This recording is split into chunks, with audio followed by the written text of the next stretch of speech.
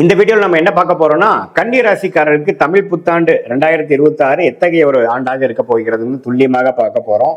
இப்ப பாருங்க, ஏப்ரல் 14ஆம் தேதி ஸ்டார்ட் ஆகக்கூடிய அந்த தமிழ் புத்தாண்டு அடுத்த வாரோட ஏப்ரல் 13, 2027 வரைக்கும் தமிழ் புத்தாண்டு இருக்கிறது. அதுல கன்னி ராசிக்காரர்களுக்கு எத்தகைய ஒரு தாக்கங்கள் இருக்க போகுதுங்கிறது சயின்டிபிக் வேதிக் அஸ்ட்ராலஜி முறையில எதையும் மிகைப்படுத்தாமல் உள்ளது உள்ளவாறு அறிவியல் சார்ந்த கலையாக பரிகாரங்கள் அது மாதிரி மூட நம்பிக்கையில போகாமல் துல்லியமாக பார்க்க போறோம். இப்ப கன்னிராசிக்கு பாத்தீங்கன்னா 10ஆம் இடத்துல குரு இருக்கிறார், 7ஆம் இடத்துல சனி இருக்கிறார், ராகு 6ஆம் இடத்திலும் கேது 12ஆம் இடத்திலும் இருக்கிறார். இப்ப இப்படி இருக்கக்கூடிய சஞ்சாரம் பாத்தீங்கன்னா புத்தாண்டு தமிழ் புத்தாண்டு ஸ்டார்ட் ஆகிறப்பவே பாத்தீங்கன்னா ஓரளவுக்கு பரவாயில்லை, பிரச்சனைகளை சமாளிக்கக்கூடிய அளவுக்கு இருக்கு.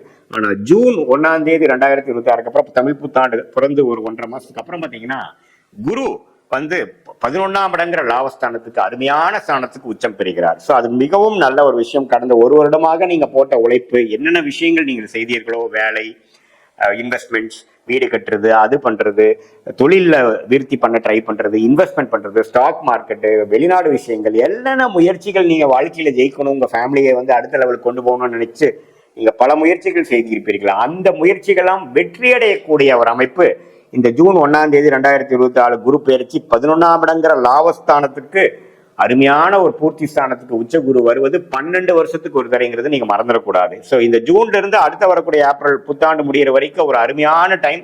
கன்னிராசிக்காரர்களுக்கு இதுவரை திருமணம் நடைபெறாமல் இருக்கக்கூடிய கன்னிராசி பெண்ணா இருந்தாலும் சரி, ஆணா இருந்தாலும் சரி, இந்த நேரத்தில் உங்களுக்கு அந்த தசாபுக்திகள் வறுமையானால் கண்டிப்பாக ஒரு அருமையான திருமணம் நடக்கும். அதே சமயத்தில் குழந்தை பேர் எதிர்பார்க்கிறவங்களுக்கு ஒரு ஃபேமிலி எக்ஸ்டென்ஷன், ஃபேமிலியில ஒரு நல்ல ஒரு விஷயங்கள் நடந்து ஒரு குழந்தை பேர் பெற்று குடும்பமே ஒரு சுபிக்ஷம் அடையக்கூடிய அமைப்பு. ஏன்னா 11ஆம் இடங்கிறது லாபஸ்தானம், பூர்த்தி ஸ்தானம், ஒரு விஷயம் நடந்து முடியக்கூடிய ஒரு அற்புதமான ஒரு ஸ்தானங்கிறது நீங்க தெரிஞ்சுக்கணும். ஸோ இந்த விஷயத்தை நீங்க நல்லாவே நீங்க யூஸ் பண்ணிக்கணும். ஸோ ஜூனுக்கு அப்புறம் நல்ல விஷயங்கள் நடக்கக்கூடிய அமைப்புகள் இருக்கு. அதுக்கப்புறம் பாத்தீங்கன்னா டிசம்பர் 6ஆம் தேதி ராகுக்கு எது பயிற்சி இருக்கிறது. ராகு பாத்தீங்கன்னா 6ஆம் இடத்துல இருக்கக்கூடிய ராகு 5ஆம் இடத்துக்கும் 12ஆம் இடத்துல இருக்கக்கூடிய 11ஆம் இடம் லாபஸ்தானத்துல போய் குருவோட சேர்றார். ஸோ குருவோட கேது சேருவது அருமைதான். ஏன்னா ராகு கேதுகள் எப்பவுமே ஒரு உச்ச குருவின் பார்வைக்குள்ளேயோ சேர்க்கைக்குள்ளேயோ வராரோ அந்த ராகு கேதுகள் நன்மையை கொடுக்கக்கூடிய கிரகமாக சுப கிரகமாக மாறி கோச்சாரத்துல நல்ல சப்போர்ட் கொடுப்பார். ஸோ கண்டிப்பாக இந்த டிசம்பருக்கு அப்புறம் முன்னமே சில பண வரவுகள், சில நல்ல யோகங்கள் உள்ள ஒரு ஜாதகங்களாக இருக்கக்கூடிய கன்னிராசிக்காரர்களுக்கு இந்த ராகு கேது பயிற்சி டிசம்பர்ல நடக்கிறதும் ஒரு அற்புதமான ஒரு பலனை கொடுக்கும். ஸோ எப்படி பார்த்தாலும் கன்னிராசிக்காரர்களுக்கு கடந்த 3 வருஷம் 2023, 24, 25 எல்லாத்தையும் கம்பேர் பண்ணும் பொழுது இந்த 26 ஏப்ரலுக்கு அப்புறம் வரக்கூடிய அந்த புத்தாண்டுல குறிப்பா சொல்லணும், ஜூன் 2026 இருந்து அந்த குரு பயிற்சி நல்ல ஒரு கோச்சாரத்துல நல்ல ஒரு தாக்கத்தை, நல்ல ஒரு சப்போர்ட்டை, இதுவரை செய்த எல்லா முயற்சிகளுக்கும் அப்பாடா ஏதோ ஒரு பாசிட்டிவான ரிசல்ட் வந்தது, ஏதோ ஒரு லாபம் எடுத்தேன், இவ்வளவு போட்ட இன்வெஸ்ட்மெண்ட்டுக்கு கொஞ்சம் லாபம் வந்தது, ஃபேமிலியிலையும் ஒரு சுப விஷயங்கள் நடந்தது, மனசுல ஒரு குதூகலமா இருக்கிறது, பணம் எக்ஸஸா இருக்கு, அந்த பணத்தை வைத்து நான் கடனை அடைக்க முடியுது, கடனை அடிப்பதனால கொஞ்சம் நிம்மதி பெருமூச்சு அடைய முடியுதுங்கிற மாதிரி ஒரு நல்ல விஷயங்கள் நடக்கக்கூடிய ஒரு அமைப்பு கன்னிராசிக்காரர்கள் கட்டாயம் பார்க்க போகிறார்கள். அதே சமயத்துல சனி 7ஆம் இடத்திலிருந்து ராசியை பார்க்கிறாருங்கிறது மறந்துடக்கூடாது. அது என்னன்னா, நம்மளை எப்பவுமே செக்ல வச்சிருக்கோம், நம்மளை ஓட வச்சுட்டு இருக்கோம், நம்மளை அடுத்தடுத்த காரியங்கள் தொய்வு இல்லாமல் அடுத்தடுத்து நம்ம செய்யக்கூடிய அந்த உத்வேகமும் அந்த ப்ரெஷரையும் கொடுக்கக்கூடிய ஒரு பார்வையாக சனி இருக்கிறார். ஸோ நம்மளுடைய நண்பர்களா இருக்கட்டும், பார்ட்னர்ஸா இருக்கட்டும், ஸ்பவுஸா இருக்கட்டும், கொஞ்சம் எல்லாத்தோடையும் கொஞ்சம் கேர்ஃபுல்லா இருக்கணும்.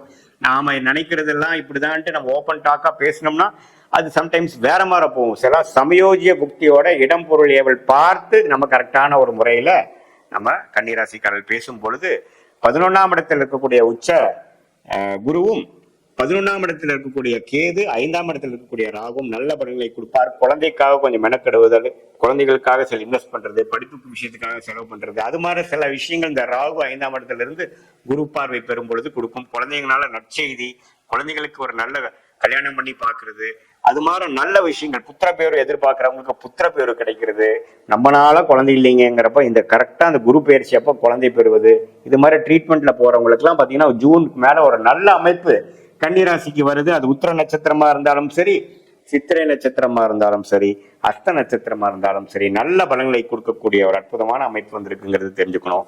இது ஒரு பொதுவான பலனை தவிர உங்களுடைய ஜென்ம ஜாதகத்துல பிறந்த தேதி, பிறந்த நேரம், பிறந்த ஒரு வைத்து வரக்கூடிய அந்த திருக்கணித பஞ்சாங்கத்துல போடுற ஜாதகத்துல உங்களோட லக்னம் என்ன, லக்னாதிபதி எப்படி இருக்கிறார், அந்த கேத்த தசா புக்திகள் போய்கொண்டிருக்கிறதா, யோகமான தசைகள் போகும்பொழுது உண்மையே நாம் சொன்ன பலன் உண்மையே ரெட்டிப்பா நீங்க பார்க்க போறீங்கிறது அர்த்தமாக நீங்க எடுத்துக்கலாம். இதே வந்து ஒரு சுமாரான தசையா புக்திகள் போய்கொண்டிருக்கிறது என்றால் கொஞ்சம் குறைவான ஒரு பலன்கள் வருதுன்றதை நீங்க எடுத்துக்கணும்.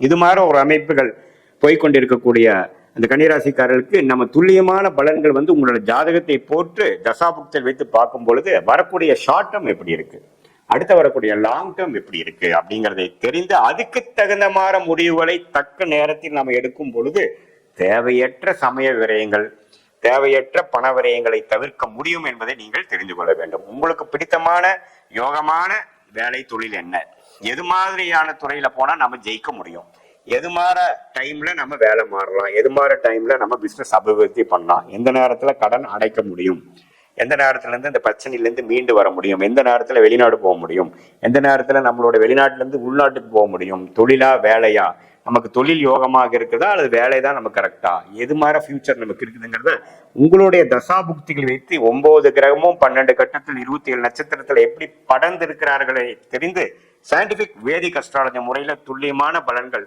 நாம எடுக்கும் பொழுது இப்ப நம்ம பார்த்த கோச்சார பலன் இருக்கு இல்லைங்களா, இது மாதிரி குரு, சனி, ராகு, கேது, இது மாதிரி ஆண்டு கிரகத்தின் தாக்கங்கள் எப்படி இருக்குங்கிறதையும் ஒருங்கிணைத்து தசநாதன் யாரு, அந்த தசநாதன் கோச்சாரத்தில் எப்படி இருக்கிறாங்கிறதெல்லாம் சேர்த்து வைத்து சயின்டிபிக் வேதிக் அஸ்ட்ராலஜி முறையில நாம பார்க்கும் பொழுது உண்மையுமே வந்து ஒரு துல்லியமான பலன் எடுக்கலாம். அதனால பாத்தீங்கன்னா எந்த விஷயம் நமக்கு வர இருக்கிறதோ, எது நமக்கு பிராப்தமாக தெரிகிறதோ அந்த விஷயத்தை மட்டும் செய்து தேவையற்ற எந்த விஷயம் நமக்கு பெரிய ஒரு பலன் கொடுக்காதோ, எந்த விஷயத்துல ஃபைனலா நம்ம ரைட் ஆஃப் பண்ணணுமோ, எந்த துறையோ எந்த படிப்பு நமக்கு கை கொடுக்காதோ அந்த மாதிரி விஷயத்தை நாம ஓரளவுக்கு சைட்லைன் பண்ணி ஒரு கரெக்டான சாய்ஸை கரெக்டான டைம்ல நாம எடுக்கும் பொழுது கண்டிப்பாக பாத்தீங்கன்னா முதலே சொன்ன மாதிரி எந்த ஒரு சமய விரயமோ, ஏன்னா ஒரு டைமும் நம்ம பேட் டெசிஷன் எடுக்கிறப்ப பாத்தீங்கன்னா ஒரு மிஸ்டேக் பண்றப்போ நமக்கு ஒரு பிரைஸ் பே பண்றோம்.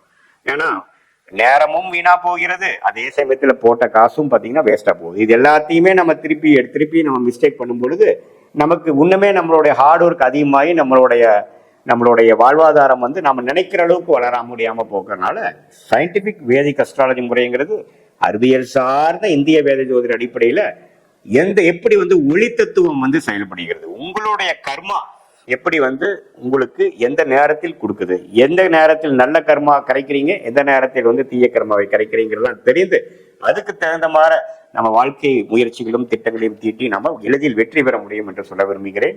மீண்டும் மற்றொரு காணொலியில் சந்திப்போம். நன்றி, வணக்கம்.